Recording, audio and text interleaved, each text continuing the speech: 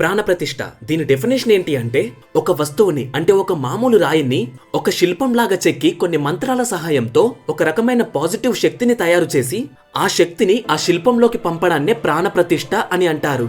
కొన్ని చోట్ల విగ్రహాలు చెక్కే శిల్పకారులు ఆ విగ్రహాన్ని తయారు చేసే క్రమంలో విగ్రహంపై కాళ్ళు పెడతారు, చెప్పులు వేసుకొని చెక్కుతారు. అయితే దీన్ని చూసి చాలా మంది వాళ్ళను తిడతారు. విగ్రహం పైకి అలా ఎందుకు ఎక్కుతున్నావు, చెప్పులేసుకొని ఎందుకు విగ్రహాన్ని చెక్కుతున్నావు, ఇలా తిడుతూ ఉంటారు.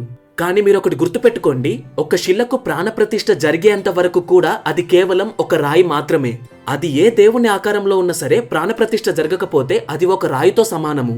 వన్స్ ఆ విగ్రహానికి వేద మంత్రాల సాక్షిగా ప్రాణప్రతిష్ఠ అయినాక మాత్రమే ఆ విగ్రహం లోపలికి ప్రాణశక్తి వెళ్లి దానికి ప్రాణం వచ్చి ఆ విగ్రహం దేవుడయ్యేది. ఇలా ఒక రాయితో చేసిన విగ్రహానికి లేదా ఒక చెట్టు వెదురుతో చేసిన విగ్రహానికి మంత్రాల సాక్షిగా పాజిటివ్ ఎనర్జీని పంపడాన్నే ప్రాణప్రతిష్ఠ అంటాము. నా మాటలు గనక మీకు నమ్మకాన్ని ఇవ్వకపోతే స్కంద పురాణంలో మెన్షన్ చేసిన ఈ శ్లోకాన్ని చదవండి. సో ఈ శ్లోకం స్కంద పురాణంలోని నగరకాండ ప్రతిష్ఠ ప్రకారణలో ఉంటుంది. సో ఈ శ్లోకం యొక్క మీనింగ్ ఏంటి అంటే అప్రతిష్ఠ దేవస్య అంటే శాస్త్రానుసారంగా ప్రాణప్రతిష్ఠ చెయ్యని దేవతామూర్తికి పూజామ్యః కురతే నరః అంటే ఏ మనిషి అయితే పూజ చేస్తాడో శనిష్ఫలం లభేత్ పుణ్యం, ఆయన చేసిన పూజల వల్ల పుణ్యం లభించదు. శిలా పూజా ఫలం యదా, ఇది కేవలం ఒక రాయిని పూజించినట్టే అవుతుంది. సో వన్ సెంటెన్స్ లో మీనింగ్ చెప్పాలి అంటే ప్రాణప్రతిష్ఠ జరగకుండా నువ్వు గనక విగ్రహానికి మొక్కితే ఆ పూజలకు నీకు పుణ్యం రాదు, నువ్వు కేవలం ఒక రాయిని మాత్రమే మొక్కుతున్నట్టు, దీనివల్ల ఎలాంటి లాభం ఉండదు అని ఈ శ్లోకం చెప్తుంది. అయితే ఇదే శ్లోకం పద్మపురాణంలో క్రియా యోగసార ఖండంలో కూడా కనిపిస్తుంది. అలాగే శైవులు పాటించే కామిక ఆగమం పూర్వభాగంలో కూడా ప్రతిష్ఠ వాహిని అర్చనం వ్యర్థం అని ఉంటుంది. అంటే ప్రతిష్ఠ లేని పూజ వ్యర్థం అని మీనింగ్. అయితే అసలు ప్రాణప్రతిష్ఠ ఎలా జరుగుతుంది, ఒక విగ్రహంలోకి ప్రాణాన్ని ఎలా పంపిస్తారు? మీకు తెలుసా, ఒక విగ్రహాన్ని తయారు చేయాలి అంటే దానికి కావలసిన రాయికి కూడా కొన్ని క్వాలిటీస్ ఉండాలి. అవి పాస్ అయితే మాత్రమే ఆ రాయి విగ్రహ తయారీకి ఉపయోగపడుతుంది. అండ్ అలాగే గర్భగుడిలో జరిగే రహస్యమే ప్రాణప్రతిష్ఠ. అసలు ఇది ఎలా జరుగుతుందో ఇప్పుడు క్లియర్ గా చెప్తాను. So let's get into the video. ప్రాణప్రతిష్ఠ అసలైన లక్ష్యం ఒకటే అయినా దాన్ని రెండు విధాలుగా చేస్తారు. వైష్ణవ ఆలయాల్లో అంటే విష్ణుమూర్తిని పూజించే ఆలయాల్లో వైఖానస ఆగమ శాస్త్రాన్ని పాటించి అందులో ఉన్న ప్రొసీజర్ తో ప్రాణప్రతిష్ఠ చేస్తారు. ఇంకా శైవుల ఆలయంలో అంటే శివుని ఆలయంలో కామిక ఆగమంలో ఎలా ఉందో దాని ప్రకారమే ప్రాణప్రతిష్ఠ చేస్తారు. సో ప్రాణప్రతిష్ఠ అనేది ఇలా రెండు విధాలుగా ఉంటుంది. సో ఇక్కడ మీకు ఒక డౌట్ రావచ్చు, భగవద్గీతలో శ్రీకృష్ణుడు అన్ని వస్తువుల్లో నేనే ఉంటాను అని చెప్పాడు కదా, సో ఒక రాయిని ఎందుకని డైరెక్ట్ గా ప్రాణప్రతిష్ఠ చేయకుండా పూజించరాదు, అందులో కూడా ఉండేది ఆయనే కదా? ఈ డౌట్ మీకు వచ్చే ఉంటుంది. దీన్ని కూడా చాలా సింపుల్ గా క్లియర్ చేయడానికి ట్రై చేస్తాను. ఇది అర్థం కావాలి అనుకుంటే మీకు ఒక 3 స్టెప్స్ చెప్పాలి. అందులో ఫస్ట్ది శుద్ధి అంటే ప్యూరిఫికేషన్. మనం భూమిలో నుండి వచ్చిన రాయిని వాడతాం కాబట్టి ఆ రాయిని ఫస్ట్ ప్యూరిఫై చేయాలి, అంటే దాన్ని శుద్ధి చేయాలి. ఇక సెకండ్ వన్ వచ్చేసి సంస్కార అంటే ట్రాన్స్ఫర్మేషన్ అన్నట్టు. ఇక్కడ శుద్ధి చేసిన తర్వాత కూడా అది శుద్ధి చేసిన రాయే అవుతుంది. సో ఇప్పుడు ఈ సంస్కార పద్ధతి ద్వారా ఆ రాయిని ట్రాన్స్ఫర్మేషన్ చేయాలి. అంటే ఆ శిలను పూలలో, నీళ్లలో, ధాన్యంలో పెట్టడం వల్ల ఆ శిల యొక్క వాల్యూ చేంజ్ అవుతుంది. అదే సంస్కార. ఇంకో వేలో చెప్పాలి అంటే ఒక రాయి ఎత్తే మరో జన్మ. ఇక థర్డ్ వన్ ఆవాహన అంటే చెక్కబడిన రాయిలోకి పండితులు వేద మంత్రాల ద్వారా ఒక రకమైన దైవశక్తిని అంటే పాజిటివ్ ఎనర్జీని పంపించడం. సో ఈ ప్రాసెస్ లోనే విగ్రహానికి ప్రాణప్రతిష్ఠ జరిగి ప్రాణం వస్తుంది. సో ఇక్కడ ఆకలవుతుంది అని మనం ఖరాబైన ఫుడ్ తింటామా? ఖచ్చితంగా మంచి ఫుడ్డే తింటాము. సో ఈవెంతో అన్నింట్లో దేవుడు ఉంటాడని ఎక్కడ దొరికిన రాయిని పూజిస్తామా? సో మనం అలా చెయ్యము. ఒక రాయిని తీసుకొచ్చి దాన్ని శుద్ధి చేసి ఒక విగ్రహం లాగా చెక్కి అందులోకి పాజిటివ్ ఎనర్జీని పంపించి అప్పుడు ఆ రాయిని పూజిస్తాము. కృష్ణ భగవానుడు గీతలో అన్నింట్లో నేనే ఉన్నాను అన్నా సరే మనం ప్రాణప్రతిష్ఠ ఇందుకే చేస్తాము. అయితే ఒక రాయిని తీసుకొచ్చామా, దాన్ని ఇష్టం వచ్చినట్టు చెక్కామా, అది తీసుకెళ్లి టెంపుల్లో పెట్టామా అన్నట్టు కాదు. ప్రాణప్రతిష్ఠ జరగడానికి ఎగ్జాక్ట్ గా కొన్ని స్టెప్స్ ఉంటాయి. ప్రతి స్టెప్ లో కూడా మళ్ళీ పారామీటర్స్ ఉంటాయి. అసలు నిజానికి దీని వెనుక ఒక పెద్ద సైన్సే దాగి ఉంది. ఈవెన్ ఒక రాయిని సెలెక్ట్ చేయాలి అన్నా దానికి కొన్ని పారామీటర్స్ ఉండాలి. సో ఇప్పుడు మీకు ప్రాణప్రతిష్ఠలో జరిగే కొన్ని స్టెప్స్ ని చెప్తాను. అందులో ఒక రాయి ఒక దేవునిలా ఎలా మారుతుందో పూర్తిగా చెప్తాను. టెంపుల్ కి వెళ్లి మొక్కామా వచ్చామా అన్నది కాదు, టెంపుల్ వెనుక దాగున్న సైన్స్ ఏంటిదో అనేది ఇప్పుడు మనం తెలుసుకోబోతున్నాం. ఇందులో ఫస్ట్ స్టెప్ వచ్చేసి భూమి పరీక్ష. ఇప్పుడు ఇది పాటిస్తున్నారో లేదో నాకు తెలియదు కానీ ఒకప్పుడు అంటే ఒక 1000 సంవత్సరాల ముందు మాత్రం ఖచ్చితంగా పాటించేవారు. భూమి పరీక్ష అంటే ఈ ప్లేస్ ఆలయం నిర్మించడానికి తగినదా కాదా అని తెలుసుకోవడం. మత్స్య పురాణంలో ఉన్న ఈ శ్లోకాన్ని ఒకసారి డిస్ప్లేలో వేస్తున్నాను చూడండి. దేవాయతన నిర్మాణే అంటే దేవాలయాలను నిర్మించేటప్పుడు భూమేహే అంటే భూమిని లేదా స్థలాన్ని, పరీక్షణం అంటే శాస్త్రవంతంగా పరీక్షించడం, శుభం అత్యంత శుభప్రదము, దోషయుక్త అంటే వెంట్రుకలు, బొగ్గు వంటి దోషాలతో కూడిన భూమిని, నకర్తవ్య ఎంపిక చేయకూడదు అంటే అక్కడ దేవుని గుడిని నిర్మించకూడదు, దేవ సన్నిధి కారిని అది దైవ ఉనికిని కలగజేసే భూమి అయి ఉండాలి. సో సింపుల్ గా చెప్పాలి అంటే అశుభ్రంగా ఉన్న ప్రదేశాన్ని గుడిని కట్టడానికి వాడకూడదు అని. సో అందుకని భూమిని పరీక్షించడానికి కొన్ని పారామీటర్స్ ని వాడేవారు. అంటే అక్కడున్న ప్రదేశంలో ఆ మట్టి యొక్క రంగును చూసేవారు. అక్కడున్న మట్టి తెల్లగా గనక ఉంటే అది బ్రాహ్మణ ల్యాండ్, అక్కడ ఏ దేవుణ్ణైనా ప్రతిష్ఠించొచ్చు. ఒకవేళ భూమి గనక ఎర్రగా ఉంటే అది క్షత్రియుల ల్యాండ్, అంటే వాళ్లకు సంబంధించిన లేదా వీరోచిత దేవతల్ని అక్కడ ప్రతిష్ఠించవచ్చు. ఇక భూమి గనక ఎల్లో కలర్ లో ఉంటే అది వైశ్య ల్యాండ్, ఇక్కడ కూడా టెంపుల్స్ ని కట్టొచ్చు. ఇక భూమి గనక నల్లగా ఉంటే అది శూద్ర ల్యాండ్, ఈ ప్లేస్ లో ఏ గుడిని కట్టకూడదు. అంటే ఈ పాయింట్ దగ్గర నేను మీకు వివక్షను చూపించట్లేదు, ఎందుకంటే ఒక క్షూద్రుడు గనక బాగా చదివి గురువవుతే అతను బ్రాహ్మణుడవ్వచ్చు, ఒకవేళ రాజ్యాన్ని ఏలితే అతను క్షత్రియుడవ్వచ్చు, ఇవి రెండూ కాకుండా వ్యాపారం చేస్తే అతను వైశ్యుడవ్వచ్చు, అలాగే ఆ 3 వర్ణాల వాళ్ళు కూడా క్షూద్రుడవ్వచ్చు. సో ఇది నేను చెప్తుంది కాదు, భగవద్గీతలోనే శ్రీకృష్ణ పరమాత్ముడే చెప్పాడు. ఇది జస్ట్ ఎక్స్ట్రా ఇన్ఫర్మేషన్, దీన్ని పక్కన పెట్టండి. ఇక నెక్స్ట్ పరీక్ష వచ్చేసి రాస పరీక్ష. అంటే ఇక్కడ మట్టి యొక్క టేస్ట్ ని చూస్తారు. అంటే మట్టి యొక్క టేస్ట్ స్వీట్ గా ఉన్నా లేదా మధ్యంతరంగా ఉన్నా అక్కడ గుడిని కట్టొచ్చు, కానీ ఉప్పగా ఉన్నా లేదా చేదుగా ఉన్నా అక్కడ ఆలయాన్ని కట్టకూడదు. ఇక నెక్స్ట్ వచ్చేసి గంధ పరీక్ష. అంటే ఆ ప్లేస్ లో ఉన్న మట్టి యొక్క స్మెల్ చూస్తారు. అలాగే శబ్ద పరీక్ష కూడా ఉంటుంది. సో దీన్ని ఇప్పుడు ఫాలో అవుతున్నారో లేదో నాకు తెలియదు, బట్ ఒక 1000-2000 సంవత్సరాల కిందట దీన్ని ఫాలో అయ్యేవారు. ఇక స్టెప్ నెంబర్ 2 వచ్చేసి శిలా పరీక్ష. అంటే విగ్రహాన్ని తయారు చేయడానికి ఒక రాయిని సెలెక్ట్ చేయడం. అండ్ అలాగే దీనికి కూడా కొన్ని పరీక్షలుంటాయి. భూమి పరీక్షకి, మూర్తి పరీక్షకి మధ్యలో శిలా పరీక్ష ఉంటుంది. ఒక విగ్రహాన్ని తయారు చేయడానికి ఈ రాళ్లను మాత్రమే యూజ్ చేయాలి అని మన పూర్వీకులు కొన్ని రాళ్లను సూచించారు. ఆ రాళ్లను తప్ప వేరే వాటిని వాడకూడదు. వాళ్ళు పరీక్షించినప్పుడు ఈ రాళ్లు మాత్రమే చెక్కినప్పుడు కరెక్ట్ గా వచ్చాయి. అండ్ అలాగే ఈ రాళ్లు మాత్రమే ఎనర్జీని బాగా అబ్జర్వ్ చేసుకున్నాయి. దీనికి సంబంధించిన శ్లోకం అగ్ని పురాణాలోనే ప్రతిమా లక్షణంలో చెప్పబడింది. సో ఇక్కడ డిస్ప్లే చేస్తున్నాను, ఒకసారి చూడండి. ఈ శ్లోకం మీనింగ్ ఏంటి అంటే, శిలా పరీక్ష విగ్రహం తయారు చేయడానికి ఎంచుకున్న రాయిని పరీక్షించడం, కర్తవ్య అంటే తప్పనిసరిగా చేయవలసిన పని, దేవతార్చ విధానతః శాస్త్రవంతమైన ప్రతిష్టా నియమాల ప్రకారం, దోషయుక్త శిలా లోపాలు ఉన్న రాళ్ళు లైక్ గీతలు, రంధ్రాలు, మచ్చలు ఇవి ఉన్న రాళ్లను త్యాజ్య అంటే విసర్జించాలి, వదిలివేయాలి, దేవ సన్నిధి హానికృత్ ఇవి దైవ సాన్నిధ్యానికి, దైవశక్తికి హాని కలిగిస్తాయి. సో ఒక మాటలో చెప్పాలి అంటే రాళ్లకు మచ్చలు, రంధ్రాలు, గీతలు ఇలాంటివి గనక ఉన్నా, ఆ రాళ్లు ఏదైనా అశుభ్రమైన ప్రదేశంలో దొరికినా వాటిని వాడకూడదు. ఓన్లీ ఇక్కడే కాదు, ఋగ్వేదాలో కూడా ఇదే చెప్పబడింది.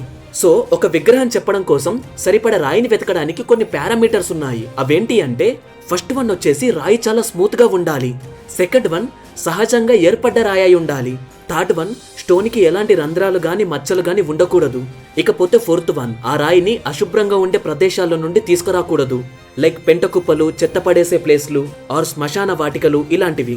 ఇక ఆ తర్వాత ఆ రాయి యొక్క రంగులు చూస్తారు. వైట్ కలర్ లో ఉన్నవి, రెడ్ కలర్ లో ఉన్నవి, బ్లాక్ కలర్ లో ఉన్నవి అండ్ ఎల్లో కలర్ లో ఉన్నవి వీటిని మాత్రమే ఉపయోగించాలి. మన సౌత్ ఇండియన్ టెంపుల్స్ లో ఎక్కువగా నల్లరాళ్లను ఉపయోగిస్తారు.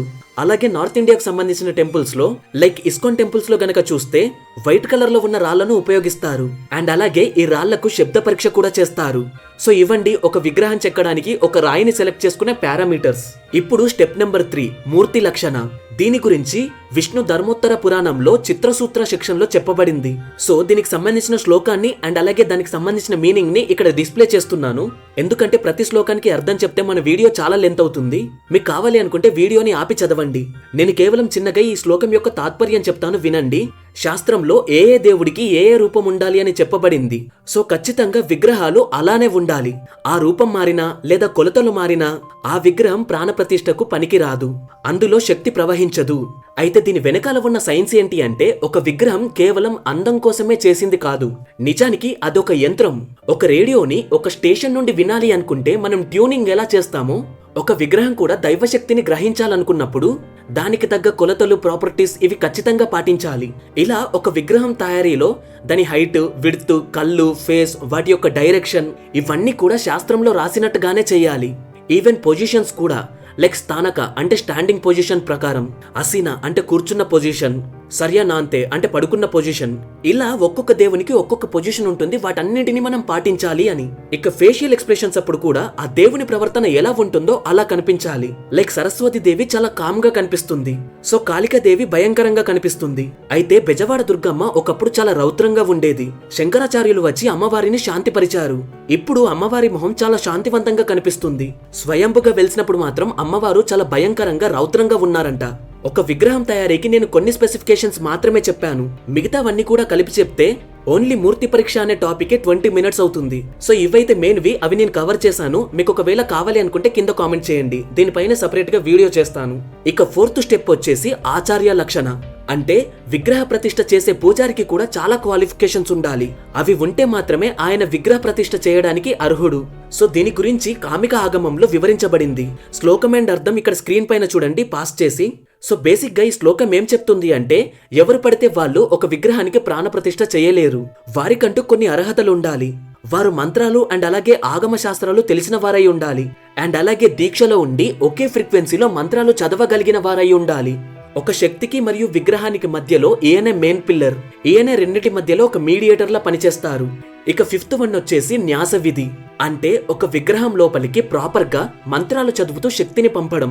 దీనికి సంబంధించిన శ్లోకం అండ్ అలాగే దీని మీనింగ్ ఇక్కడ స్క్రీన్ పైన చూడండి. ఇది ఎలా పనిచేస్తుంది అంటే, ఒక పూజారి విగ్రహం దగ్గరికి వచ్చి ఓం హృదయే నమః, ఓం శిరసే స్వాహ ఇలాంటి మంత్రాలను ఒక ఫ్రీక్వెన్సీలో ఆ విగ్రహం దగ్గర చదివి విగ్రహంలోని ప్రధాన భాగాలను యాక్టివేట్ చేస్తారు. ఇలా గుండె, తల, కళ్ళు, భుజాలు, కాళ్ళు ఈ భాగాలను యాక్టివేట్ చేస్తారు. ఇక 6th వన్ వచ్చేసి ఆవాహన.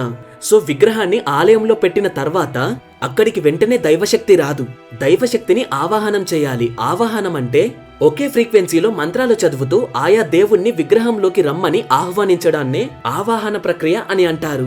సో ఖచ్చితంగా న్యాస విధి అయిన తర్వాతే ఆవాహన చేయాలి. ఇందులో భాగంగానే మంత్రాలను ఉచ్చరిస్తూ విగ్రహానికి పేరు పెట్టడం, ఆ విగ్రహం ఎందుకు పెట్టామో కారణం చెప్పడం, ఈ విగ్రహాన్ని స్థాపించిన స్థలం గురించి చెప్పడము, ఇవన్నీ మంత్రాల ద్వారా చదువుతారు. అండ్ అలాగే గుడిలో విగ్రహాన్ని పెట్టే కన్నా ముందే విగ్రహం ఎక్కడైతే పెట్టాలి అనుకున్నారో ఆ ప్లేస్ లో కింద రాగి ప్లేట్స్ ని పెడతారు. ఈ రాగి యొక్క స్వభావం ఏంటి అంటే ఎనర్జీని బాగా అట్రాక్ట్ చేస్తుంది అండ్ అలాగే అక్కడ మొత్తం వ్యాప్తించేలా చేస్తుంది. ప్రతి టెంపుల్లో కూడా కింద రాగి ప్లేట్స్ పెడతారు. సో అందుకే టెంపుల్ అంతా కూడా పాజిటివ్ ఎనర్జీ వ్యాపించి ఉంటుంది. అందుకే మీరు గమనించారో లేదో, మనం ఏదైనా గుడికి వెళ్ళినప్పుడు అక్కడ చాలా ప్రశాంతంగా ఉంటుంది. ఇది జస్ట్ మిత్ కాదు, ఇది ఖచ్చితంగా సైన్స్. మన పూర్వీకులు చాలా అడ్వాన్స్డ్ సైంటిస్టులు అన్న విషయం మన సైంటిస్టులకు కూడా తెలుసు. అందుకనే ఇస్రో సైంటిస్టులు ప్రతిసారి రాకెట్ ని పంపించినప్పుడు ఖచ్చితంగా ఆ రాకెట్ కి పూజ చేస్తారు. స్టెప్ నెంబర్ ఎంతో మర్చిపోయాను, మేబీ 7th అనుకుంటా. ఇదే ప్రాణప్రతిష్ఠ. అగ్ని పురాణంలో ప్రాణప్రతిష్ఠ గురించి ఇలా వివరించారు. ప్రాణప్రతిష్ఠాం కుర్యాత్ అంటే ప్రాణప్రతిష్ఠను తప్పకుండా నిర్వహించాలి. దేవతాయాహ స్థిరీకరణే, దేవతా తత్వాన్ని ఆ విగ్రహంలో స్థిరపరచడం కోసం. తయా వినా ఈ ప్రాణప్రతిష్ఠ ప్రక్రియ లేకుండా నదేవాహ స్యత్ అది దైవమవ్వదు. పూజాయం ఫలదాయకాహ అంటే పూజ చేసినప్పుడు ఫలితాన్ని ఇచ్చే శక్తి దానికి ఉండదు. సో ఈ శ్లోకం వచ్చేసి ప్రాణప్రతిష్ఠ యొక్క గొప్పదనం గురించి చెప్తుంది. ఫర్ ఎగ్జాంపుల్, ఒక వైర్ లో మనం కరెంటు చూడలేము, కానీ మనం స్విచ్ ఆన్ చేస్తే బల్బు వెలుగుతుంది, అంటే వైర్ లో కరెంట్ ఉంది. అలాగే అనంతంలో ఉన్న దైవాన్ని మనం చూడలేము. సో చూడలేని దాన్ని పూజించడం అనేది చాలా కష్టము.